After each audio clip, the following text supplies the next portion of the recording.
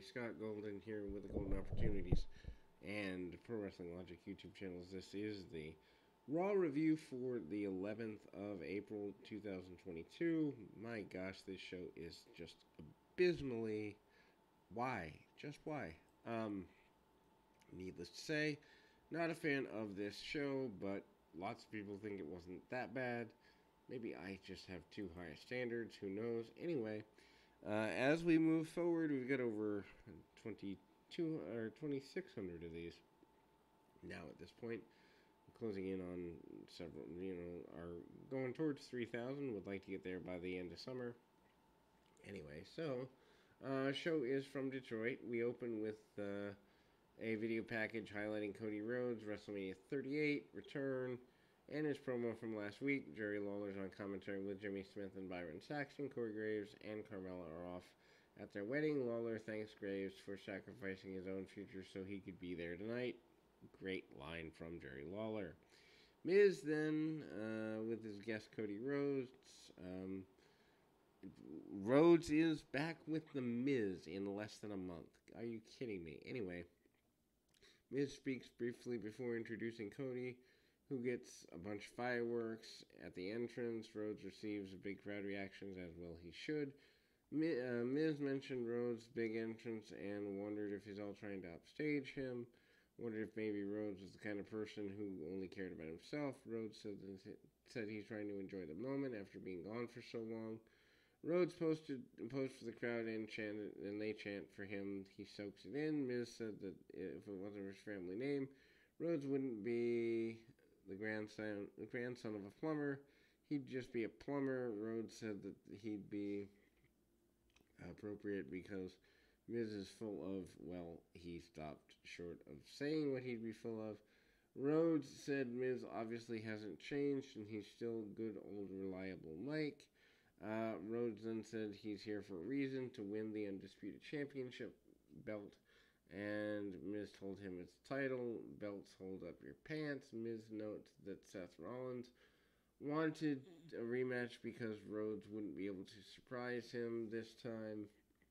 Miz didn't like Rhodes' chances against Rollins or against him tonight either. Crowd chanted for Cody. Miz is not happy with this. Everyone's talking about Rhodes instead of him after Mania. Rhodes then tells him to settle down. Rhodes then said he respected Miz and his accomplishments. Miz was acting this way because he was resentful. Rhodes didn't have a problem with Rollins and he would be glad to give him a rematch.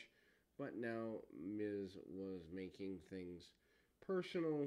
Rhodes then was ready to take on the best wrestlers in the world. Miz corrected him and called them superstars. Rhodes blows this off. Rhodes is looking forward to having his first match on Raw in 6 years. Crowd chants for him again. And then Miz tries to attack, but Rhodes sidesteps him. Miz falls out of the ring. Veer Mahaan defeats Dominic Mysterio in 2 minutes. Advertised as Veer versus Ray, but Ray wasn't even there in the building. Anyway, Mahaan counters a dive and knocks Dominic down with his $1 million arm clothesline. And then he applies a modified camel clutch submission. Mahaan then puts the hold on again. After the break, Dominic's loaded into an ambulance. Kevin, Patrick, and Mahaan why he attacked Dominic. After the match, Mahaan yells he strikes fear into every man. Earlier today, Sarah asked AJ Styles about his upcoming match against Damian Priest. Styles says he's afraid of what he's about to do to Priest. And Edge, they speak about the family. And that's what you do when you throw hands. Styles says Priest walked by, so he attacks him. Shane Helms tries to stop him, so Priest would be able to fight back. They brawl until more officials get involved. Anyway, Styles versus Damian Priest ended. And basically, it's a short deal match ended when Priest After knocking Styles out of the ring, gets on one knee, lights go out, blue spotlight shined on him, and then there's a goofy sound effects, and then they go to commercial. Match itself went about 10 or 12 minutes and through the commercial break, but there's absolutely nothing that makes anyone care about this match.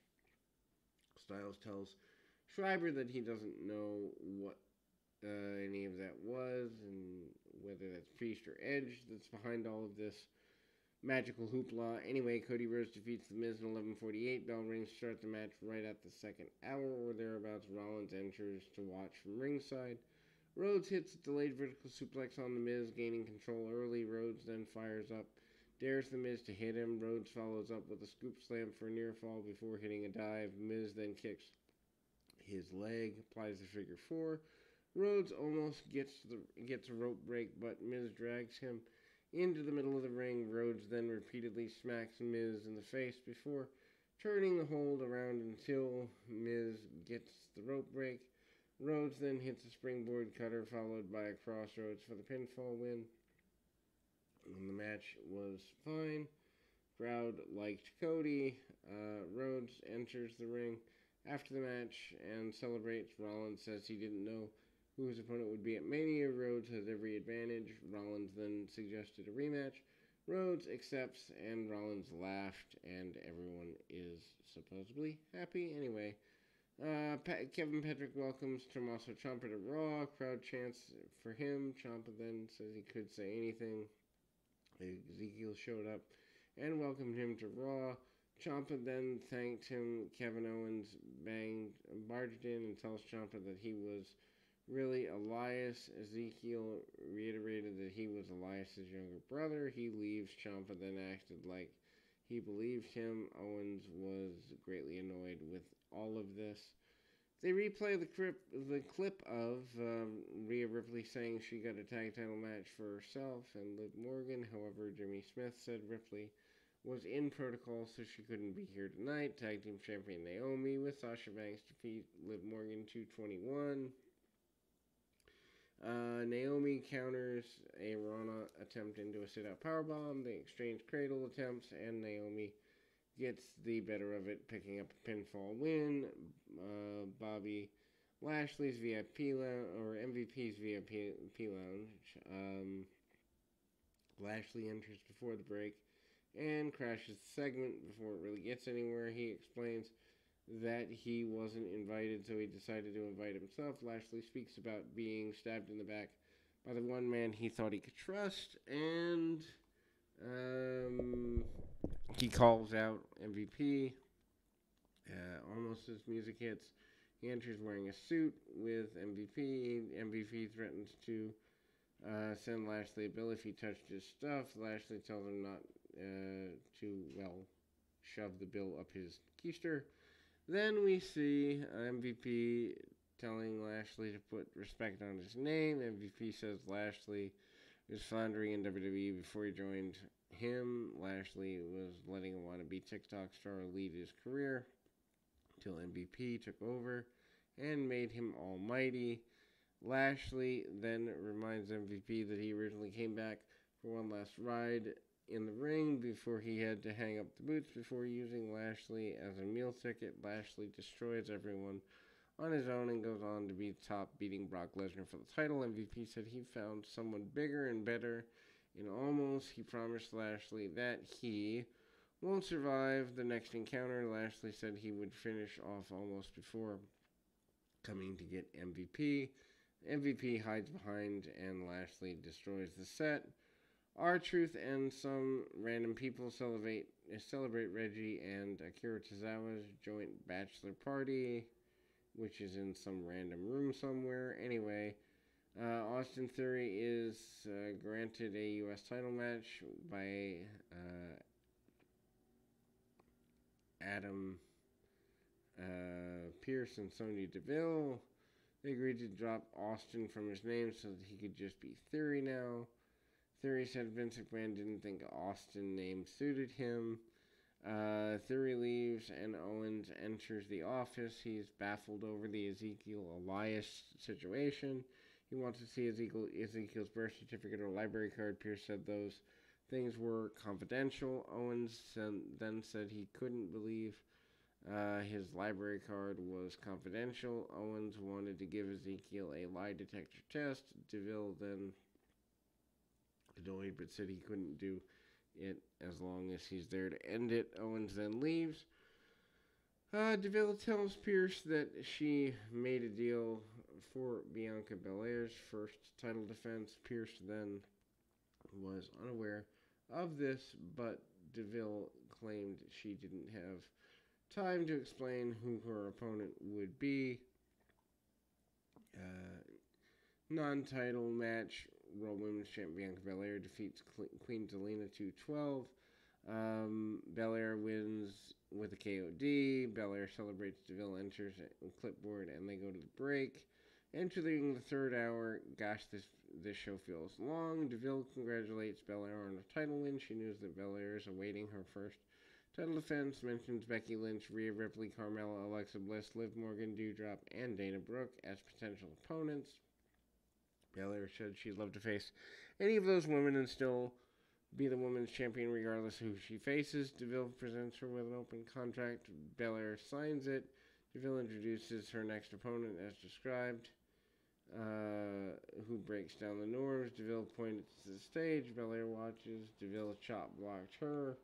DeVille continues the attack and laid her out before announcing herself as being the first challenger. At the joint bachelorette party, Tamina and Dana Brooke, Angel and Humberto show up and they kiss Tamina and Brooke on the cheek.